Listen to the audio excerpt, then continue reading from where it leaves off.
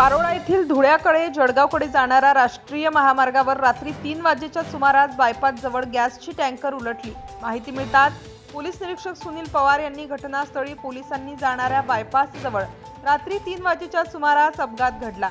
यात धुळ्याकडून जळगावकडे जाणाऱ्या टँकरच्या चालकाने वाहनावरील नियंत्रण सुटल्याचे बोलले असताना ट्रॅक्टर हायवेच्या बाजूला जाऊन उलटला, तसेच त्यातून गॅस गळती सुरू होती।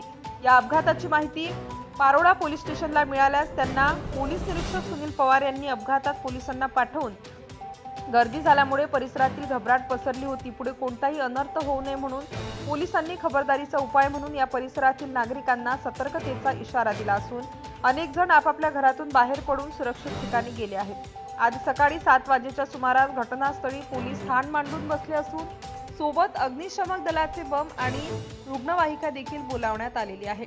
पोलिसांनी हायवेवर वाहतूक सुरळीत झाली, तर या अपघातात नेमके किती जण जखमी झाले त्याची माहिती मात्र अद्यापपर्यंत मिळालेली नाही।